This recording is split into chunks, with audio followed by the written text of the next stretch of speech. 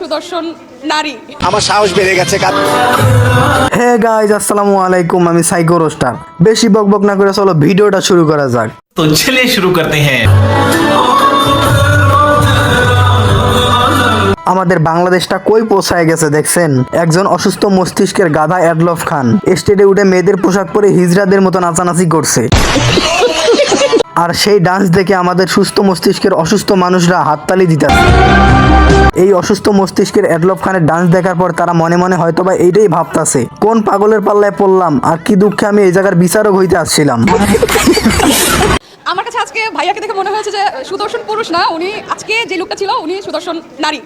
Madam আসল, আপনার অভিনয় করা মুভিগুলো খারাপ লাগলেও আপনার এই কথাটা আমার অনেক ভালো লাগছে। একেবারে মনে গেঁথে রাখার মতো কথা। তো আমার কাছে মনে হয় যে আপনারা এখন থেকে সুদর্শন পুরুষ না বলে ওনাকে অবশ্যই সুদর্শন নারী বলবেন। সুদর্শন হিজড়া বললে কেমন হয়? ঠিক বলেছেন।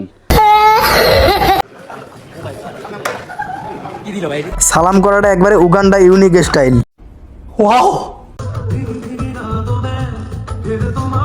এডলফ খানের এই ডান্সের চেয়ে সেফুদার ডান্স অনেক ভালো।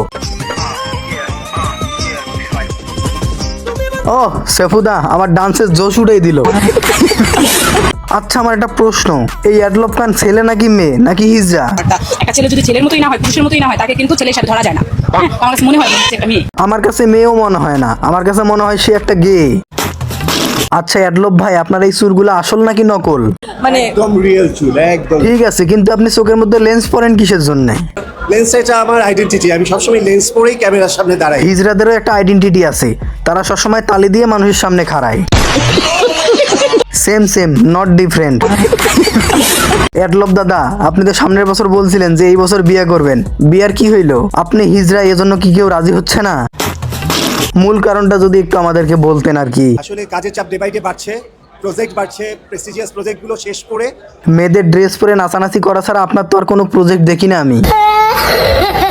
আর আমার আত্মীয় স্বজন দেশের বাইরে আছে, তারা আসলে সবকিছু মিলিয়ে তাদেরকে নিয়ে, সবাইকে নিয়ে, তোমাদেরকে নিয়ে, সবাইকে নিয়ে আমি সেই প্রোগ্রামটা করবো, সেজন্য একটু ওয়েট করতে হবে। আমি ওয়েট করতে রাজি আছি, তারপর আমি দেখতে চাই আপনার মধ্যে একজন গেরে কে বিয়ে করে। আমি দেখতে চাই কোন মেয়েটার কপালটা পুড়লো। अबे साले কয় কি? পুরান পাগলের ভাত নাই, নতুন পাগলের আমদানি। ওর হাতের ব্যাগটার অবস্থা দেখেন। কালকে আমাদের পানির লাইনে সমস্যা হয়েছিল, এই জন্য একটা মিস্ত্রিরে ডাক দিছিলাম। ওই মিস্ত্রিও সেম এইরকমই একটা ব্যাগ নিয়ে আইছিল আমগো বাসায় পানির লাইন ঠিক করার জন্য। এদের টাকা পয়সা সবকিছু থাকলেও মাথায় বুদ্ধিটা নাই, বুদ্ধিটা সব পুটকিতে। আল্লাহ ছেলে হিসেবে তোরে পাঠাইছি, তুই ছেলেদের মতো থাক, তুই কিসের জন্য মেয়েদের মতো সাজতে যাবি, মেয়েদের মতো হইতে যাবি? শালা গিয়ে কোথাকার। সো গাইজ, আজকের ভিডিওটা এই পর্যন্তই। যদি ভিডিওটা ভালো লাগে তাহলে অবশ্যই চ্যানেলটা সাবস্ক্রাইব করতে ভুলবে না, আর ভিডিওটা কেমন লেগেছে অবশ্যই কমেন্টে জানাবে। আজকের মতো আল্লাহ হাফেজ।